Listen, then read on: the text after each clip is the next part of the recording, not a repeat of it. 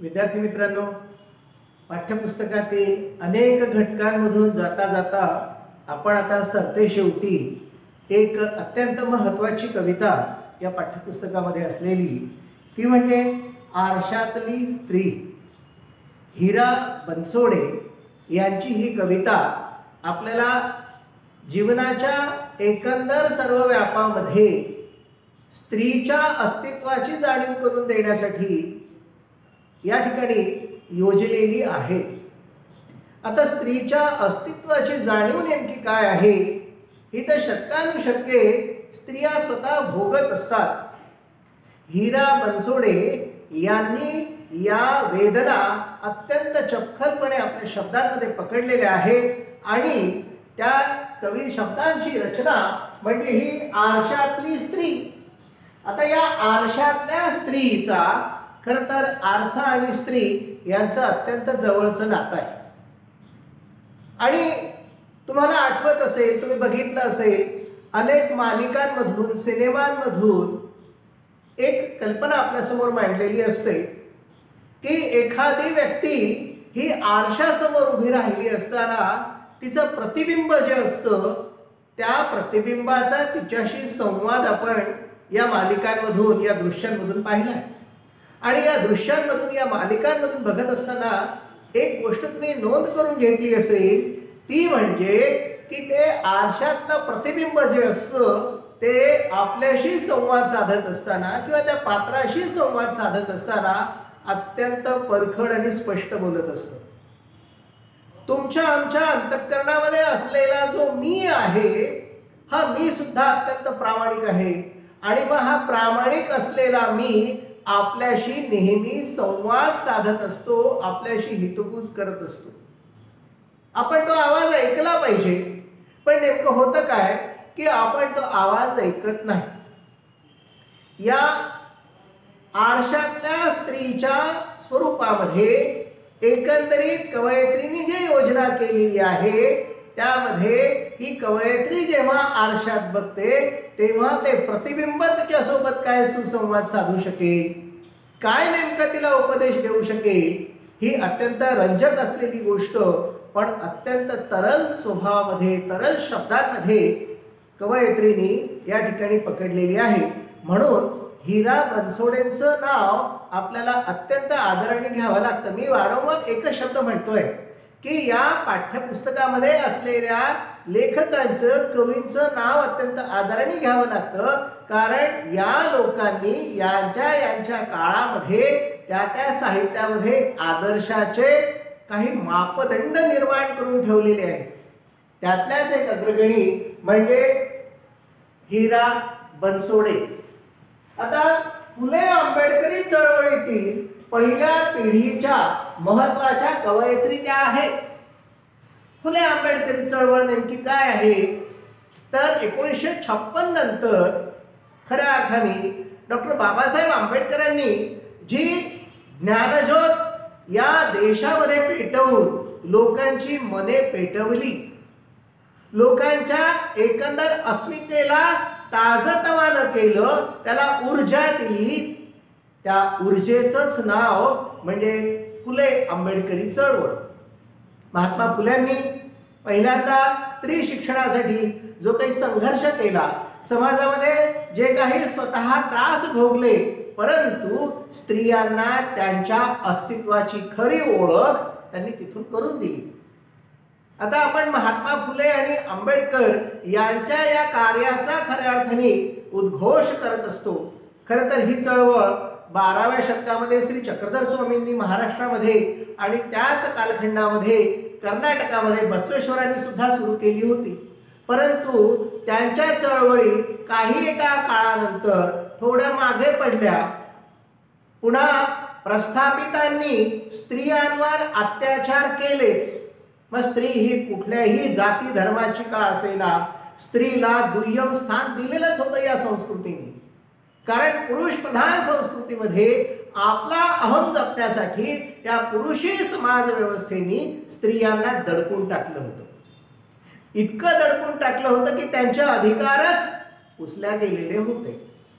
मग या अशा पार्श्वभूमीवर बाबा पद्मनजी असतील, हरिनारायण आपटे असतील, यांच्या स्वरूपामध्ये या चळवळीला एक गती दिल्या गेली आणि स्त्रियांचा दबलेला आवाज समोर आणला गेला. पण तो केवळ अभिजनांच्याच पातळीवर काही मर्यादित स्वरूपात राहिला. त्याला खरी वाचा फोडली ती महात्मा फुल्यांनी आणि मग स्त्री शिक्षणाची दारं स्त्रियांसाठी मोकळी केली.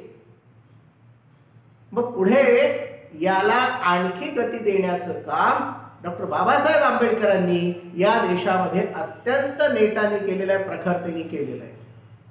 या इथल्या प्रस्थापित चालीरीतींना विद्रोह करून उखडून फेकण्याची त्यांची तयारी आणि त्यामुळेच माणसाला माणूस म्हणून जगण्याची संधी या देशामध्ये दिल्या गेलेली आहे.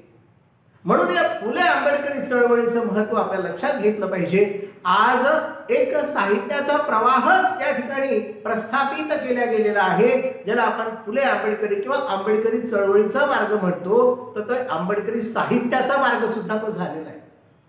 काय आहे त्या साहित्यामध्ये की माणूस हा माणूस आहे, स्त्री असो अथवा पुरुष. महात्मा फुले सुद्धा म्हणतात की स्त्री अथवा असो अथवा पुरुष, कारण दोघांच्याही ठिकाणी भावना सारख्या आहेत. दोघांना निसर्गाने सारख्याच रीतीने घडवलेलं आहे.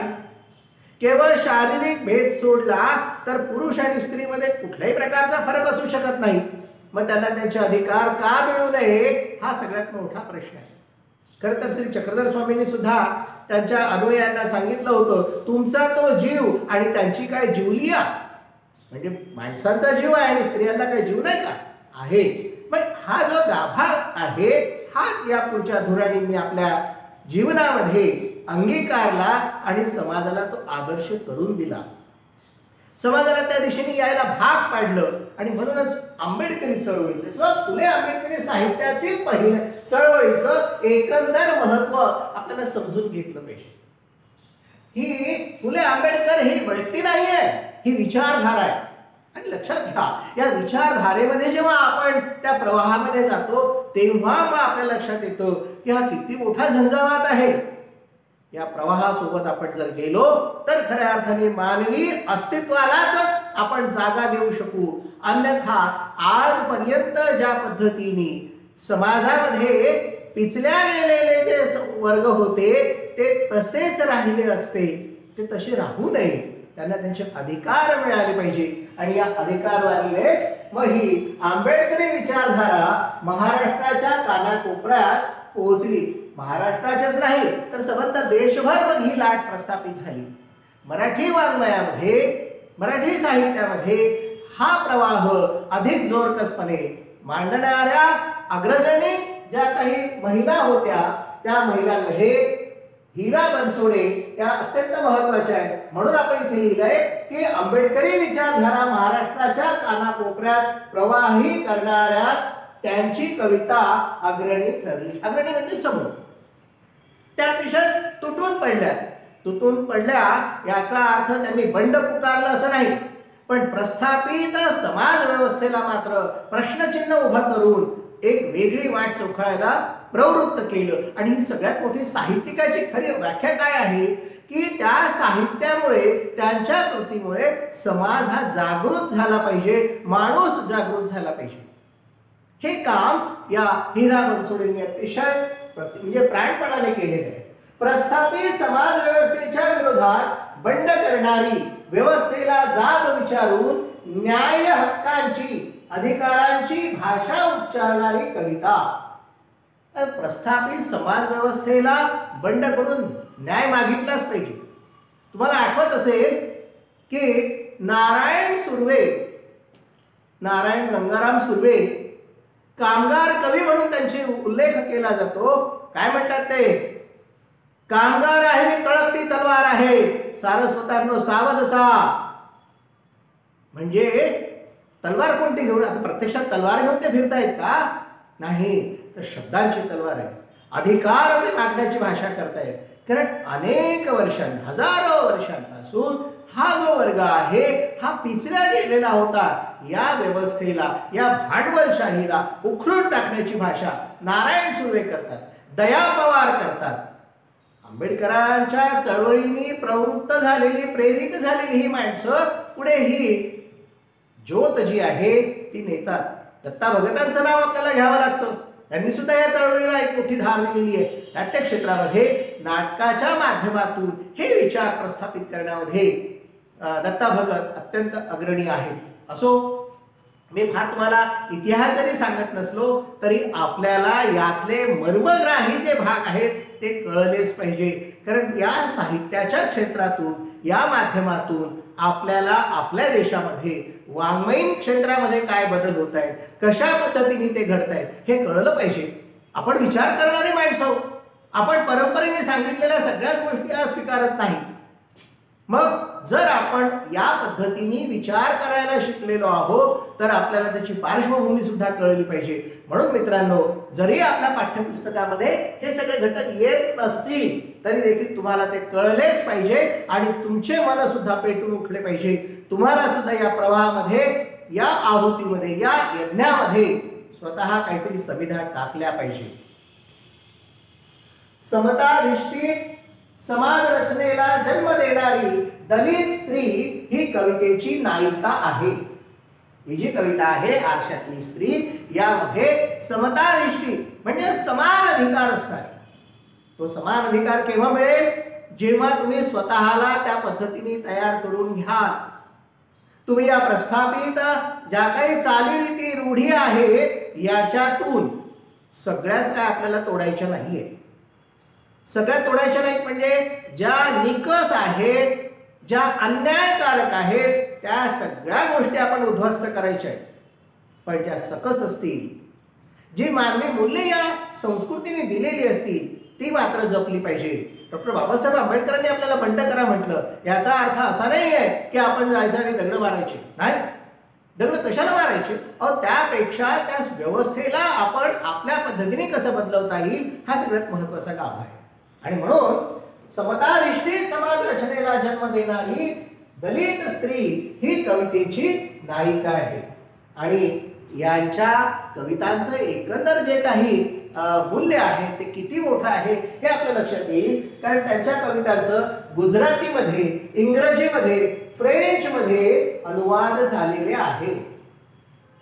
आता ही आरशा बाहेरील स्त्री आहे.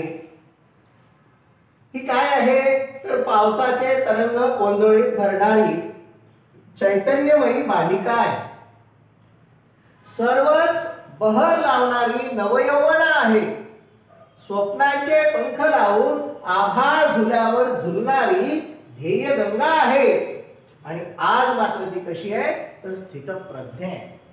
स्थितप्रज्ञ म्हणजे कुठल्याही गोष्टीचा काहीही परिणाम होत नाही. आपण स्थितप्रज्ञ असून चालणार नाहीये. आपण चैतन्यमयी असलं पाहिजे. जे आपलं निखळ रूप आहे त्या निखळ रूपात आपण असलं पाहिजे. हे या स्त्रीच्या ठिकाणी जे होतं ते मात्र काळाच्या ओघामध्ये हळूहळू तिने पुसून टाकलं आणि ती स्थितप्रज्ञ झाली. म्हणजे कुठल्याही गोष्टीचा काही परिणाम होत नाही, जसं आहे तसं मी जगणार आहे अशा पद्धतीने ती जेव्हा जगायला लागते तेव्हा तिचं प्रतिबिंबच तिला आता उद्दीपित करतं की बाई तुझी ओळख तू आता शोध. हा सगळा आशय आपण परत एकदा या कवितेच्या माध्यमातून बघूया. आणि कवयित्रीचा परिचय हा पाठ्यपुस्तकामध्ये दिलेला आहे. तो मी इथे तुमच्यासमोर वाचण्याची मला फारशी आवश्यकता वाटत नाही. कारण मित्रांनो लक्षात घ्या की जे आपल्या समोर आहे ते आपण वाचू शकतो, पण त्याची उकल मात्र आपल्या समोर नाहीये. ती उकल होणं गरजेचं आहे, ते ऐकणं गरजेचं आहे. म्हणून मी आपल्या समोर हा पाठ्य परिचय जो आहे तो फारसा वाचत नाही. परंतु तरी देखील एक महत्वाचा गाभा मला या ठिकाणी वाचावासा वाटतो. स्त्रीच्या आयुष्यातील स्थित्यांतराचा वेध घेताना कवयित्रीने या कवितेत स्त्रीच्या व्यथा शब्दबद्ध केल्या आहेत. सहज आरशात पाहताना जेव्हा गतकाळाच्या स्मृती जाग्या होतात तेव्हा तिच्या लक्षात येतं की मी ती हीच का, आणि मग तिला वाटत राहते किती अंतर्बाह्य बदलले मी. चैतन्यमय बाल्य, तेजस्वी तारुण्य, त्यामधील स्वप्ने, ध्येय कुठल्या कुठे जाऊन आता कशाचेही काहीच न वाटणारी स्थितप्रज्ञता माझ्यात आली कोठून. पूर्वी हवेहवेसे वाटणारे चांदणे, वाट पाहणारी जाई, अशा छोट्या छोट्या गोष्टीतील आनंदाचेही आता संसारात गुरफटून गेल्यानंतर भान नसते. संसारात गांजलेल्या या स्त्रीला शेवटी आठवणीतील बालसखी नव्या उमेदीने जगण्यासाठी कसे प्रेरित करते हे या कवितेतून समजून घ्यायचे आहे. म्हणजे जी आतापर्यंत मी तुमच्यासमोर उकल केली तीच या ठिकाणी आपल्यासमोर मांडलेली आहे. बघूया आपण आता प्रत्यक्ष कवितेमध्ये जाऊ आणि मग कवितेचा आस्वाद घेऊ. सहज आरशात पाहिले नि डोळे भरून आले. सहज आरशात पाहिले नि डोळे भरून आले. आरशातील स्त्रीने मला विचारले, तूच ना ग ती? माझेच रूप ल्यालेली तरीही मी नसलेली. किती बदललीस ग तू अंतर्बाह्य. तुला सांगू तुझ्या अंतरीचे सुंदर पूर्वरंग. ऐक तू कशी होतीस ते. आता या ठिकाणी त्या कवयित्रीसोबत कुणीतरी बोलतंय. कोण बोलतं तर त्या आरशातलं प्रतिबिंब बोलतंय. एक पार्श्वभूमी या पहिल्या कडव्यामध्ये निर्माण झालेली आहे. पावसाचे तरंग ओंजळीत भरणारी चैतन्यमयी बालिका. अंगणात दिवे लावावे तसे सर्वच बहर लावणारी तू नवयौवना. स्वप्नांचे पंख लावून आभाळ झुल्यावर झुलणारी तू ध्येयगंगा. निहाज नखशिकांत तू. तू आहेस फक्त स्थितप्रज्ञा राणी. आरशात भेटलीस तरी बोलत नाहीस ग मन उलगडून. ओठ मात्र असतात पिळवटलेले खसकन देह तोडलेल्या फुलांसारखे. इतकी कशी ग वेळून गेलीस या घनगर्द संसारात. जळतेस मात्र अहोरात्र पारंपरिकतेचे वरदान समजून. अंगणात थांबलेल्या तुझ्या प्रेयस चांदण्याला दार उलगडून आत येण्याचे भान नाही ग तुला. बागेतली ती अल्लड जाई पेंगुळते तुझी वाट पाहून पाहून. पण तू मात्र झालीस अस्तित्वहीन प्राण हरवलेली पुतळी. अनेकदा तुला मी अशी पाहते की काळीजच अंबरते. रात्रीच्या एकांतात तर हुंदका कंठात दाबून शिवत असतेस तुझे ठिकठिकाणी फाटलेले हृदय. नि पदराखाली झाकतेस देहामधल्या असह्य कळा. तिचे हे बोलणे ऐकताच मी स्वतःच हिंदकळते आणि आरशातच ती मला गोंजारी जवळ घेत अधिकारवाणीने म्हणाली, रडू नकोस. उठ. डोळ्यातले हे आसू सोडून दे शेजारच्या तळ्यात. नि घेऊन ये हातात नुकतीच उमललेली शुभ्र कमळांची प्रसन्न फुले. बघा, आरशातली स्त्री आरशा बाहेरच्या स्त्रीला म्हणजे प्रतिबिंब त्या स्त्रीला तिची जाणीव करून देत आहे. पहिल्या कडव्यामध्ये एक पूर्व पीठिका म्हणूया तशी सुरुवात फक्त झालेली आहे की सहज आरशात कवयित्रीने पाहिलं आणि आरशात पाहत असताना आतलं प्रतिबिंब तिला म्हणतं की तूच आहेस का. जी तू अतिशय अल्लड होती बालपणी. मुली ह्या अल्लड असतात तेव्हा सुद्धा त्या आरशात बघत असतात. हिला सुद्धा तेच जाणवलं आणि मग असं जाणवत असताना ती अल्लड मुलगी म्हणजे या स्त्रीच्या स्वरूपातलं तिचं बालपण तिला प्रतिप्रश्न करतं की ती तूच आहेस का. किती बदलली आहेस आणि मग तू पूर्वी कशी होती याची जाणीव करून दिली जाते. कशी होती ती त्यावेळी पावसाचे तरंग ओंजळीत भरणारी चैतन्यमयी बालिका. पाऊस पडताना ओंजळीमध्ये पाऊस घेताना किती निखळता असते, सहजता असते जीवनाची. ही जीवनाची सहजता आज हरवली आहे पण तेव्हा मात्र होती. अंगणात दिवे लावावे तसे सर्वच बहर लावणारी तू नवयौवना होती.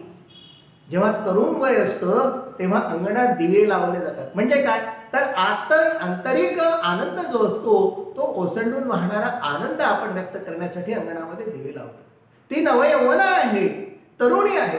आणि तरुणींची काही स्वप्न असतात. बाल्यावस्थेतली जशी स्वप्न असतात तशी तरुणपणाची पण स्वप्न असतात. ही सगळी स्वप्न हिच्या ठिकाणी सुद्धा होती.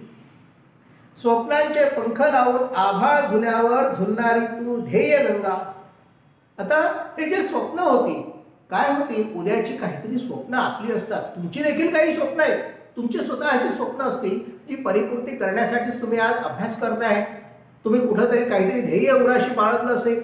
आणि मग अशा वेळी अनेकदा मला आठवतं एक उत्कट कवयित्री योगिनी तेगव्वा त्यांच्या कवितेमध्ये म्हणतात की चल घे भरारी गगनी. गगनामध्ये भरारी घ्यायला त्या एकाच कवयित्रींनी सांगितलं नाही, अनेक कवयित्रींनी, स्त्री कवयित्रींनी प्रत्येक स्त्रीला अशी भरारी घेण्याची आव्हानं केलेली आहे की तुम्ही भरारी घ्या, तुम्ही पुढे जा. कारण प्रस्थापित समाज तुम्हाला एकाएकी काही जागा देणार नाहीये. कुणीही तुम्हाला आपण होऊन जागा देणार नाही. तुमची जागा तुम्हाला निर्माण करायची आहे आणि यासाठी तुम्हाला भरारी घ्यावीच लागेल. एखाद्या झाडावर एक पक्षी बसला असेल तोपर्यंत ठीक आहे, पण त्याला जर पूर्ण परिसरामध्ये विहार करायचा असेल तर भरारी ही घ्यावीच लागते. येणारी संकटांना तोंड द्यावेच लागतील, तरच त्याच्या कवेमध्ये हे संपूर्ण आकाश येईल ना. मग तुमच्या कवेमध्ये तुमचं आकाश जर घ्यायचं असेल, तुमची ध्येय पूर्ती करायची असेल तर तुम्हाला भरारी ही घ्यावीच लागेल. म्हणून ती स्त्री तिला सांगते की आता भरारी घे. तेव्हाचा तुझा तो काळ होता, त्या काळामध्ये तुझी स्वप्न होती ती आता कुठे गेली. नि आज नखशिकांत तू आहेस फक्त स्थितप्रज्ञ राणी. कारण ही जी स्त्री आहे ही आता ते जे बालपणीचे स्वप्न होते, ते तारुण्यातले स्वप्न होते, ते सगळे विरलेले आहे. आणि मग त्या विरलेल्या स्वप्नांमध्ये ती स्वतःचं अस्तित्वच हरवून बसते आणि म्हणून ती स्थितप्रज्ञासारखी भासते. आज ती स्थितप्रज्ञ झाली, तिला कशाचाच फरक पडत नाही. जे आहे ते आहे. आहे ते आहे म्हणून होणार नाहीये, आपल्याला अस्तित्वासाठी झगडावंच लागेल. हा अस्तित्वाचा लढा आपल्याला या ठिकाणी या कवितेच्या माध्यमातून कळतो. आरशात भेटलीस तरी बोलत नाहीस ग मन उलगडून. आता बहुतेक स्त्रिया काय करतात, झालेले अन्याय हे गिळून बसतात, ते कोणासमोर व्यक्त करत नाहीत. या नायिकेनी, कवितेतल्या नायिकेनी सुद्धा आपली वेदना, आपलं दुःख आपल्याच ओठामध्ये ठेवलं, अंतरंगात ठेवलेलं, ते कधी व्यक्तच करत नाही. आजकाल आरशात भेटलीस तरी बोलत नाहीस ग मन उलगडून. ओठ मात्र असतात पिळवटलेले, खसकन देह तोडलेल्या फुलांसारखे. आता जेव्हा एखादं फूल हे झाडावर असतं तेव्हा किती प्रसन्न असतं, आणि ते तोडून बाहेर ठेवा, काही काळातच ते चिमल्यासारखं होतं. आणि चिमल्यासारखं झाल्यानंतर मग त्या फुलाकडे कोणी बघत नाही. या स्त्रीचं सुद्धा तसंच झालेलं आहे. हिची स्वप्न जी होती, हिचं जे काही एकंदर ध्येय होतं ते खुडल्या गेलेलं आहे आणि परंपरेच्या व्यवस्थेमध्ये तिला बंदिस्त करून ठेवलेलं आहे. ह्या बंदिस्ततेमुळे ती तिचं अस्तित्वहीन असं जगते आहे. त्या अस्तित्वहीन जगण्यातून बाहेर येण्याचं आव्हान या ठिकाणी त्या आरशातल्या स्त्रीनी या स्त्रीला केलेलं आहे. इतकी कशी ग वेळून गेलीस या घनगर्द संसारात. आता घनगर्द संसार म्हणजे तिचा जो संसार आहे त्या संसारात ती रममाण झालेली आहे. तिला स्वतःच्या अस्तित्वाबद्दल काही वाटत नाही, पण कुटुंबासाठी, समाजासाठी ती पूर्णपणे वाहून गेलेली असते. त्यामध्ये मात्र तिचं स्व अस्तित्व हरवलेलं असतं. जळतेस मात्र अहोरात्र पारंपरिकतेचे वरदान समजून. आणि मग या परंपरेमध्ये त्याला वरदान समजते, जे मिळालं ते माझ्या नशिबाने. नशीब असं नसतं, हे नशीब आपल्याला बदलवायचं असतं. नशीब जे काही म्हणतात ते आपल्या कर्तृत्वातून आपल्याला घडवायचं असतं. हा इथे मोठा संदेश आहे. आपण परंपरेने व्यवस्थेने आणून दिलेलं हे नशिबाचं आहे असं म्हणून त्याला थांबता येणार नाही. अंगणात थांबलेल्या तुझ्या प्रेयस चांदण्याला दार उघडून आत घेण्याचे भान नाही ग तुला.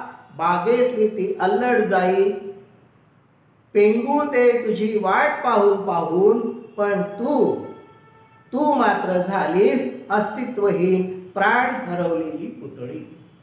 आता पुतळी म्हणजे एक पुतळा, ज्याला स्वतःचं अस्तित्व नसतं, तो निर्जीव असतो. ही स्त्री सुद्धा सगळं काही असून सुद्धा आपली स्वप्न सगळी बाजूला सारून केवळ त्या संसारासाठी आताच सांगितलंय त्याप्रमाणे तिथल्या तिथेच थांबलेली आहे. हे थांबणं या कवयित्रीला पसंत नाहीये, या नायिकेला पसंत नाहीये, या प्रतिबिंबाला पसंत नाहीये. आणि म्हणून या प्रतीकामधून आपल्यासमोर ह्या वेदना मांडलेल्या आहेत. ह्या केवळ एका स्त्रीच्या नाहीये, या देशातल्या प्रत्येक स्त्रीच्या आहे, या प्रत्येक दलित स्त्रीच्या आहे, या अन्यायाने पिसलेल्या प्रत्येक स्त्रीला एक मोकळा श्वास घेण्यासाठी प्रवृत्त करणाऱ्या या ओळी आहेत. अनेकदा तुला मी अशी पाहते की काळीजच हंबरते, रात्रीच्या एकांतात तर हुंदका कंठात दाबून शिवत असतेस तुझे ठिकठिकाणी फाटलेले हृदय. फाटलेलं हृदय म्हटलेलं आहे का? कारण जे दुखावलेलं हृदय आहे, आतून सगळे आपले स्वप्न आपल्यासमोर असतात पण ते व्यक्त करता येत नाही. मग आपण काय करतो? एकांतात कुढत बसतो. ही स्त्री एकांतात कुढत बसते आणि हेच या कवयित्रीला मान्य नाहीये.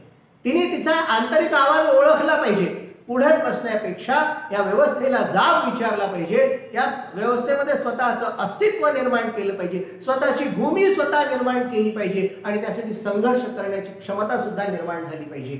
हा या ठिकाणी महत्वाचा गाभा. नी पदराखाली झाकतेस देहामधल्या असहाय्य कळा, तिचे हे बोलणे ऐकताच मी स्वतःच हिंदकळते आणि आरशातच ती मला गोंजारत जवळ घेत अधिकार वाणीने म्हणाली, रडू नकोस पुढे, उठ आणि डोळ्यातले हे आसू सोडून दे शेजारच्या तळ्या, नी घेऊन ये हातात नुकतीच उमललेली शुभ्र कमळांची प्रसन्न फुले. जेव्हा हे सगळं अस्तित्व तिला जाणवतं तेव्हा आपोआपच तिच्या डोळ्यामध्ये पाणी येतं, ती रडायला लागते. तेव्हा ते प्रतिबिंब म्हणतं की आता रडणं नाहीये, रडून उपयोग नाही, तर संघर्ष कर, चल उठ. आणि मग असं म्हणत असताना ती प्रतिमा हिला आपल्या जवळ घेते, तिला कुरवाळते. म्हणजे तिचं जे धगधगणारं मन आहे, तिचा जो हुंदका आहे, तिच्या ज्या दुखावलेल्या भावना आहेत त्यांना वाट करून देऊन नवी उमेद त्या ठिकाणी जागवली जाते. आणि या नव्या उमेदीने पुन्हा आयुष्याकडे कसं बघावं हा एक परिपाठ या ठिकाणी ती निर्माण करते. मित्रांनो, लक्षात घ्या, या पोटतिडकीने जेव्हा कवयित्रीने ह्या सगळ्या गोष्टी सांगितल्या तेव्हा आपल्याला एक ऊर्जा प्राप्त होते आणि ही ऊर्जा प्राप्त करून देणे हेच तर खऱ्या अर्थाने कुठल्याही साहित्यिकाचं कार्य असतं. पुढे बघा, आरशातील स्त्रीला बाहेर म्हणजे अधिकारवाणीने केलेला उपदेश काय आहे तो आपण आता पाहिलाय की डोळ्यातले अश्रू शेजारच्या तळ्यात सोडून दे. अश्रू ढाळत बसणे हा पर्याय असू शकत नाही. का म्हणा अश्रू ढाळत असायचे? त्यापेक्षा जे झालं ते सोडून नव्या उमेदीने आपण पुढे गेलं पाहिजे. असं इंग्रजीमध्ये एक वाक्प्रचार आहे की past yesterday, unborn tomorrow, why worry if today is fine. Omar खय्यमची ही फिलॉसॉफी आहे. उमर खय्यम म्हणतो की पास्ट एस्टरडे, काल गेला, अनबॉर्न टुमॉरो, उद्या यायचं आहे, व्हाय worry if today is fine. म्हणून आज आपण ती गोष्ट लक्षात घेतली पाहिजे आणि आज या गोष्टीसाठी स्वतः सज्ज असलं पाहिजे. म्हणून डोळ्यातील अश्रू शेजारच्या तळ्यात सोडून दे, नुकतेच उमललेली शुभ्र कमळांची फुले हातात घेऊन ये. म्हणजे नवचैतन्य त्या ठिकाणी आहे. कमळ हे पावित्र्याचं लक्षण आहे, हे पावित्र्याचं लक्षण, हे नवचैतन्याचं लक्षण आहे आणि ते शुभ्र आहे. बघा, लक्षात घ्या, शुभ्र फुलं आहेत म्हणजे तुम्हाला सत्याची कास त्या ठिकाणी घ्यायचं आहे. पांढरा रंग हा सत्याचं प्रतीक आहे. या नव्या उमेदीने, नव्या ऊर्जेने जेव्हा तू पुढे येशील तेव्हाच तुला तुझी अस्तित्व कळेल. अशा पद्धतीने ही आरशाबाहेरील स्त्री, आरशातील म्हणजे आरशातील स्त्री आरशाबाहेरील स्त्रीला अशा प्रकारचा उपदेश करते आणि आरशाबाहेरील स्त्री ते सगळं ऐकल्यानंतर कुठेतरी प्रेरित झाल्याचं सुद्धा आपल्याला चित्र पाहायला मिळतं. आपण या ठिकाणी या कवितेचे सगळे मुद्दे अत्यंत सखोलपणे पाहिले. आता या शब्दांमध्ये, या कवितांमध्ये असलेलं सौंदर्य बघण्यासाठी कवितेतील या शब्द प्रकारांचे, या वाक्यरचनांचे अर्थ आपल्याला समजून घ्यायचे आहेत. ते आपण समजून घेऊया. आता या ठिकाणी घनगर्द संसार म्हटलेला आहे. मित्रांनो, लक्षात घ्या, या काव्य सौंदर्य, या शब्दांमधली जादू, घनगर्द संसार म्हणजे संसारात आकंठ बुडणे किंवा रममाण होणे. ती स्त्री जी आहे ती संसारात रममाण झालेली आहे. आणि ते म्हणण्यासाठी कवयित्रीने कोणत्या शब्दरचना केलेली आहे तर घनगर्द संसार. एक लक्षात घ्या की इथे दिलेले शब्द जे आहेत ते शब्द आणि त्याचे अर्थ हे तुम्हाला परीक्षेमध्ये लिहायचे आहेत. परीक्षेमध्ये अशा प्रकारचे प्रश्न शब्द दिलेले असतील त्याचा अर्थ तुम्हाला लिहावा लागेल.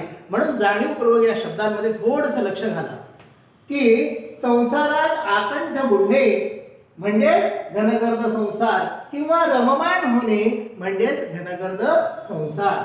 दुसरा शब्द येतो प्रेयस चांदणे. दोन गोष्टी जीवनामध्ये असतात, एक श्रेयस असतात, एक प्रेयस असतात. श्रेयस म्हणजे श्रेष्ठ, चांगल्या, खूप, आणि प्रेयस म्हणजे हव्या हव्याशा वाटणाऱ्या किंवा आवडणाऱ्या. आता प्रेयस चांदणे म्हणजे अतिप्रिय तारुण्य सुलभ गोष्टी किंवा लोभस गोष्टी ज्या आपल्याला हव्या हव्याशा वाटतात, आवडतात, त्या तारुण्य सुलभ आहेत, त्या सगळ्याच ठिकाणी असतील, सर्व तरुणांमध्ये सारख्या असतील, आपल्याही मध्ये असतात.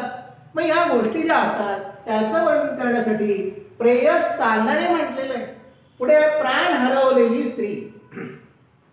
आता खरं तर प्राण हरवल्यानंतर तो देह मृत होतो.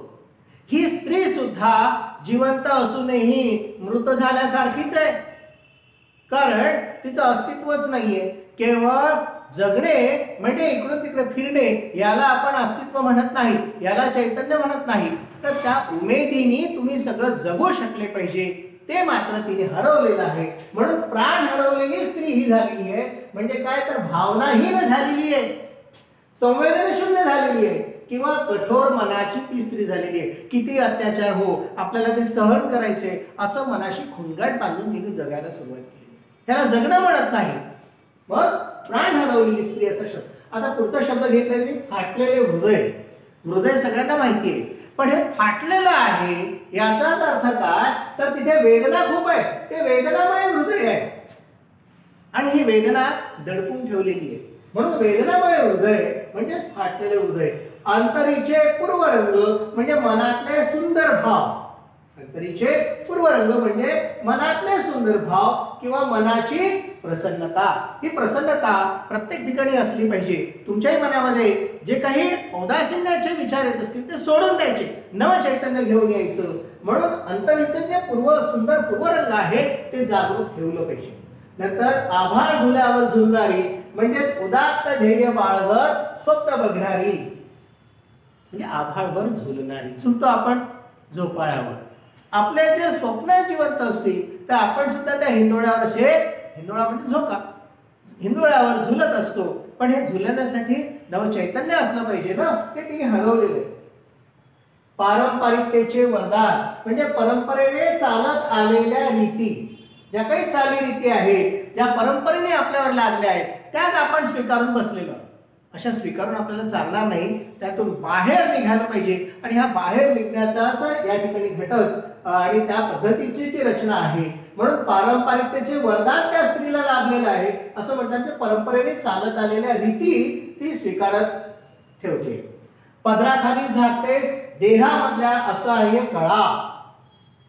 आता इथे काय आहे तर मनातली वेदना किंवा दुःख दडवून ठेवणे, ती पदराखालीच ठेवणे, झाकून ठेवणे, ती व्यक्तच करायची नाही. का?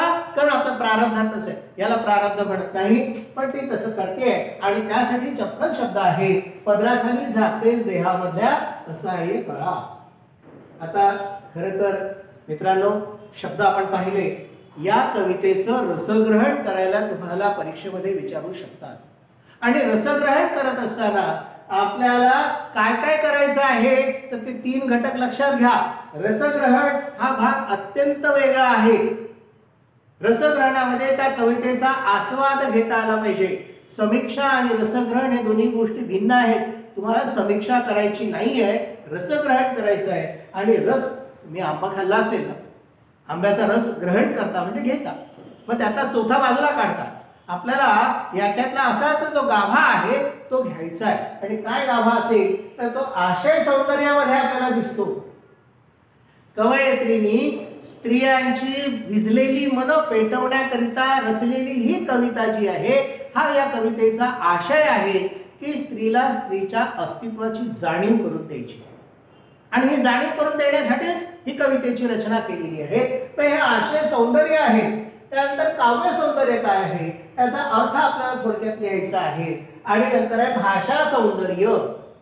आता हे भाषा सौंदर्य काय आहे तर आपण भाषेची रचना इथे बघतोय कशा प्रकारच्या शब्दांच्या रचना त्यांनी केलेल्या आहेत. ही खरं तर एक मुक्त छंदातली कविता आहे.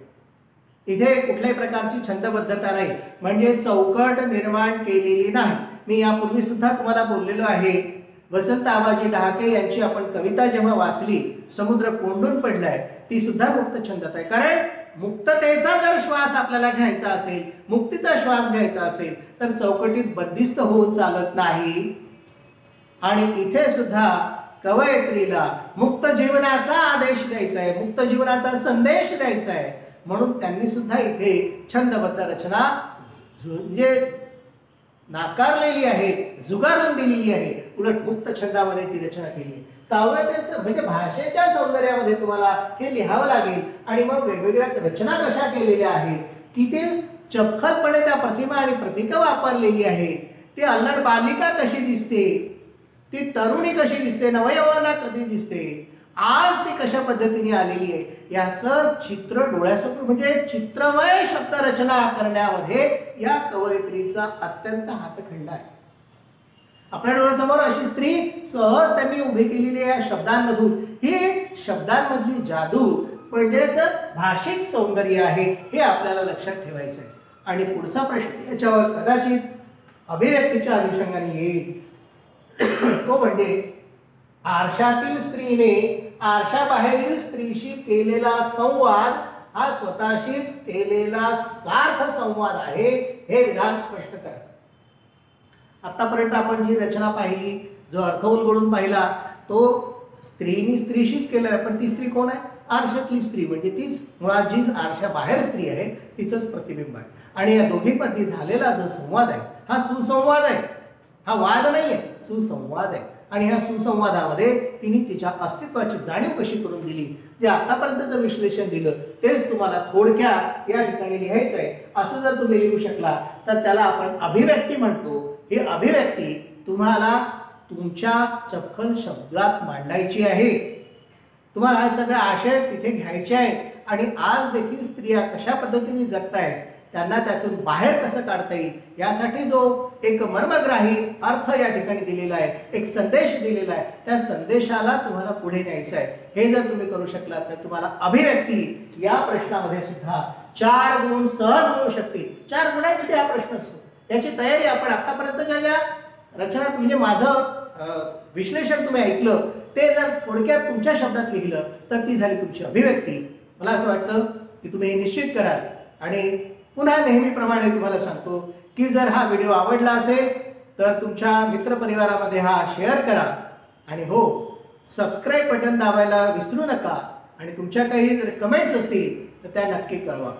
समुद्र कोंडून पडलाय किंवा ही आत्ताच्या आरशातील स्त्री ही कविता या थोड्याशा चाकोरीच्या बाहेरच्या कविता आहेत. अशाच प्रकारच्या नवनवीन कवितांसह पुन्हा भेटूया पुढच्या व्हिडिओ.